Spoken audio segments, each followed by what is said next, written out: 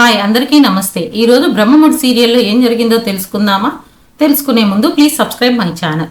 ఇక సీరియల్లోకి వెళ్తే కావ్య తాతయ్య గారు చెప్పిన మాటకు అభ్యంతరం చెప్తుంది. అందుకు తాతయ్య గారు ఏంటి నీ ప్రాబ్లం, ఎందుకు అలా మాట్లాడుతున్నావు అని చెప్పి అంటాడు. దానికి మన కంపెనీలో షేర్స్ పడిపోతాయి, మన కంపెనీకి ఉన్న విలువ తగ్గిపోతుంది తాతయ్య, మనం చాలా నష్టపోతాము అని చెప్పి అంటుంది. అందుకు అమ్మమ్మ గారు కావ్య చెప్పింది కూడా నిజమే కదా బావా, అప్పటి వరకు మన కంపెనీ బాధ్యతలు ఎవరు చూసుకుంటారు అని చెప్పి అడుగుతుంది. అందుకు తాతయ్య గారు నా ఇద్దరు కొడుకులు ఉన్నారు కదా, వాళ్ళు చూసుకుంటారు అని చెప్పి అంటాడు. అందుకు పెద్ద కొడుకు అయిన సుభాష్ ఇప్పుడు తరం వాళ్ళకి కొత్తదనం కోరుకుంటున్నారు నాన్న, కొత్త డిజైన్స్ అడుగుతారు, కొత్త డిజైన్స్ వేయాలి అంటే నాకు తమ్ముడికి కుదరదు కదా, ఎవరినైనా రిక్రూట్ చేసుకుందామా అని చెప్పి అడుగుతాడు.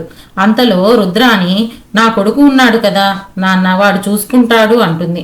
అందుకు కావ్య ఇప్పుడు అర్థమైంది, చిన్నత్తయ్యకి ఇచ్చి ఇంత కథ నడిపించింది ఇందుకోసమే అన్నమాట. రాహుల్కి బాధ్యత ఇస్తే ఇక అంతే అనగానే దానికి రుద్రాని కావ్యతో నీ భర్త ఒక్కడే చూసుకోవాలా, ఇంకెవరైనా చూస్తే నీకు నచ్చదు కదా, అందుకే దానిలక్ష్మి నిన్ను రాజుని ఆస్తి మింగేస్తారు అని చెప్పి ఊరికే అనలేదు అంటుంది.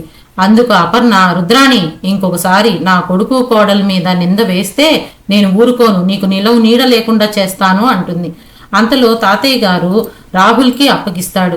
స్వప్న కోసం ఇది చేస్తున్నా, తన టాలెంట్ని బయటకు తీసుకురమ్మని ఒక అవకాశం కూడా ఇస్తున్నాను అంటాడు. దానికి రుద్రాణి థ్యాంక్స్ చెప్పి వెళ్ళిపోతుంది. ఇక కళ్యాణ్ కవితలు రాస్తాను అని చెప్పి పబ్లిషర్ దగ్గరికి వెళ్తాడు. అతను వేకెన్సీ లేదు సార్, మంచి కథలు రాసి తీసుకురండి, పబ్లిష్ చేయిస్తాను అంటాడు. అని చెప్పి తన పాత కవితలు మేము ప్రింట్ చేయించాం కదండి, వాటి తాలూకా డబ్బులు మీవి 6,000 మా దగ్గర ఉన్నాయని చెప్పి కళ్యాణ్కి 6,000 రూపాయలు డబ్బులు ఇస్తాడు. ఆ డబ్బులు చూసుకున్న కళ్యాణ్ ఎంతో హ్యాపీ ఫీల్ అయ్యి ఆనంద బాష్పాలతో ఏడుస్తాడు. థ్యాంక్స్ చెప్పి అక్కడి నుంచి వెళ్ళిపోతాడు. తర్వాత అమ్మమ్మ తాతయ్యలు గార్డెన్లో కూర్చొని మాట్లాడుకుంటూ ఉంటారు. దానిలక్ష్మి బాధని అర్థం చేసుకుని ఈ మాట చెప్పాను అని చెప్పి తాతయ్య అమ్మమ్మ గారితో చెప్తూ ఉంటారు. అందుకు అమ్మమ్మ గారు విడిపోవాలి అనుకున్న వాళ్ళని ఎంతకాలం ఆపుతాం బావా అంటుంది. అందుకు తాతయ్య గారు నా కంఠంలో ప్రాణం ఉన్నంత వరకు బుజ్జి అని చెప్పి అంటాడు. తరువాత కూడా ఇల్లు ముక్కలు అవ్వకుండా చూసుకుంటావా అని చెప్పి మాట తీసుకుంటాడు. అందుకు అమ్మమ్మ గారు సరే బావా అంటుంది. అంతలో రూమ్లో రాజు కావ్యలు గొడవ పడుతూ ఉంటారు.